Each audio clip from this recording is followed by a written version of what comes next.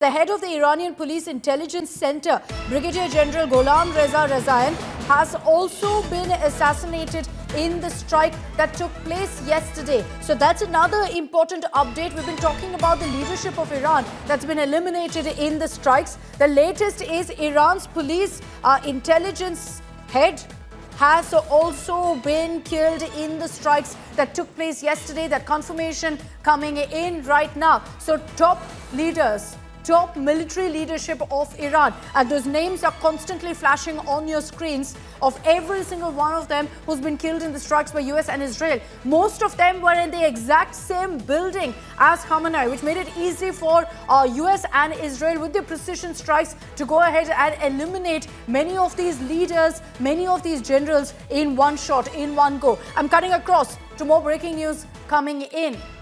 Now there is more strikes reportedly being attempted by Iran in Qatar. There are reports coming in of strikes in Doha, along with the images of what exactly is happening. This is Tehran, but we'll show you what's happening in Doha as well, of the plumes of smoke emerging from parts of Doha. Mind you, and I will highlight this repeatedly because there's a lot of panic in some of these countries. The missile strikes being attempted by Iran are not successful. This is debris of the intercepted missile that's then shot off and so falls in some parts of these cities. Like in Doha, those images are on your screens where you see this massive smoke coming out. It's from an intercepted missile, shrapnel and debris that's fallen in that particular location, leading to a fire. Unfortunately, this has led to some casualties, like in Abu Dhabi, where again it was shrapnel debris that had fallen, which led to 2 casualties also being reported. But in Qatar, this is the latest situation, missiles constantly being intercepted. And as a result of that, some of the shrapnel, some of the debris falling and leading to a few casualties. There's no report right now on confirmation of casualties in Doha, but you can see property damage, infrastructural damage that has been confirmed as a result of the strikes by Iran. And that's what's led to also all of these UAE countries, some of them speaking out, saying that, your war is not against the neighbor. UAE has sent that message categorically right now to Iran. Others have said we reserve the right to respond as well. And Dr. Datta, I'll bring you in on this as well, on how Iran right now is also alienating many of their neighbors in the attempt to hit these US bases. These countries now are taking on Iran, saying, stop this fight. Your fight is not against us. Yes, absolutely. Chita, please give me 2 minutes so that I can explain each and everything in details. First and foremost, we have to look into the historical side of it. The tug of war between Saudi Arabia-led alliance and Iran has been based on Sunni-Shia conflict. Iran is a Shia country and the rest of the Middle East are Sunni countries. So obviously they have a historical animosity. Is also a game of oil in Middle East.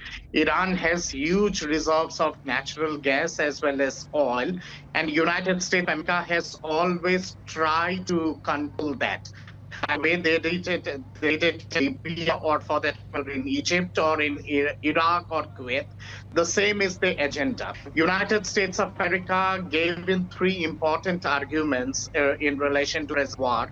First was the elimination of Khamenei. They have succeeded in that.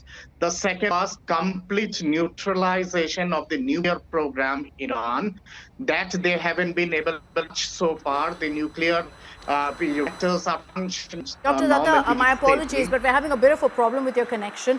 I'm going to fix that and then come back to you as you give us the historical context of what's playing out right now. I can confirm for you, and as we put out images of what's happening in Tehran, you can see multiple spots there of smoke arising from missile strikes. In Tehran, a fresh batch of missiles were fired by Israel towards the heart of Iran, as they put it. Northern Tehran, we understand, has been hit as a result. And you're seeing multiple locations. This wasn't just one blast, one explosion, we understand has been reported, but multiple of them, many of them in northern Tehran, that's led to images like what you see on your screens right now. This is far, far from over. Israel continues continuing to bombard parts of Iran, making it very clear that they want to target more of the military establishment setups, repeatedly saying our war is not against the people of Iran, but against the regime, against the military establishment. So even as Iran has said that, look, even with the assassination of Khamenei, we're not going to sit back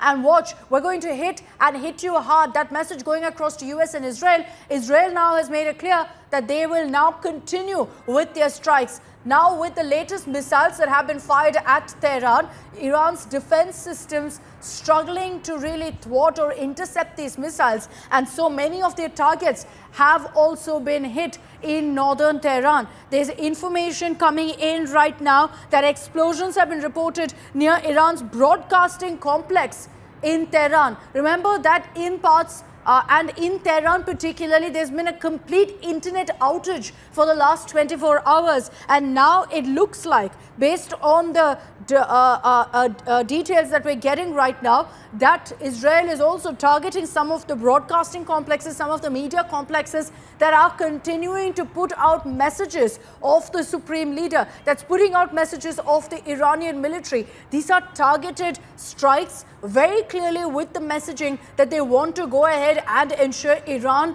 the regime, is crippled, and how. Which is why the latest information coming in right now is that explosions, and this is based on what Iranian media is reporting, that explosions that we are seeing in Tehran, images on your screens, some of those targets are actually Iran's broadcasting complexes in Tehran. That's an important update that's also coming in right now. Now, as we get you these updates from Tehran, I'll just switch over to what's happening in Abu Dhabi, where there's been a confirmation that's come in that a drone was intercepted at Abu Dhabi's Etihad Towers.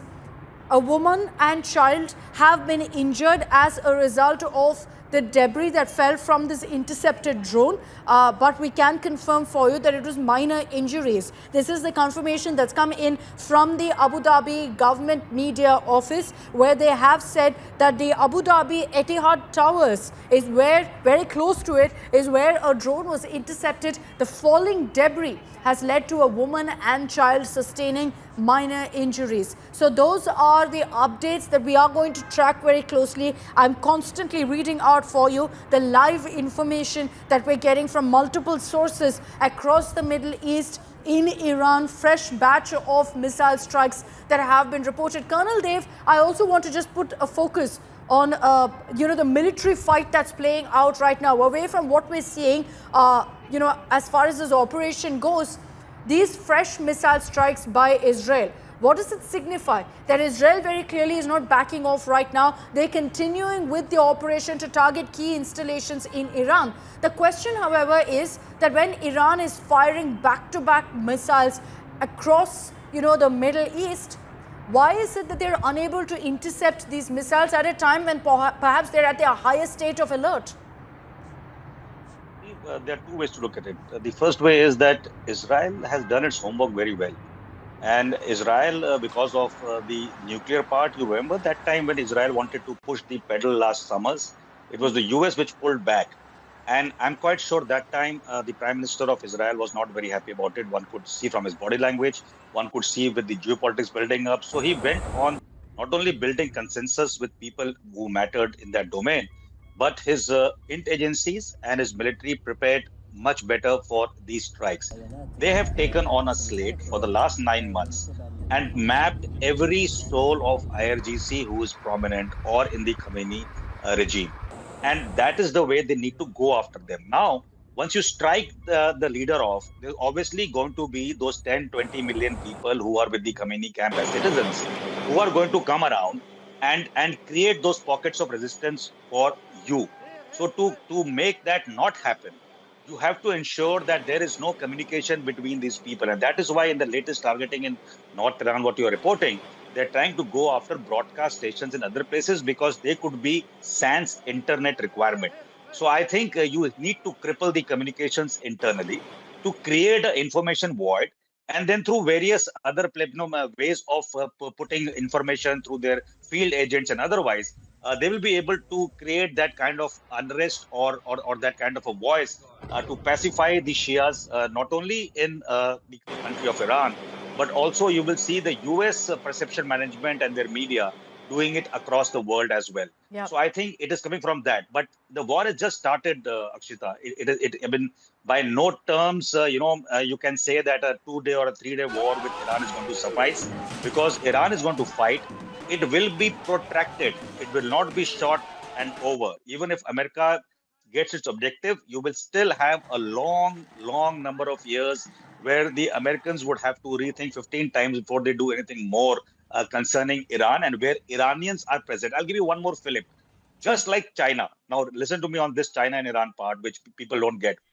The Chinese infiltrated the US administration, economy, technology domain, biological domain, every domain for the last 30 years.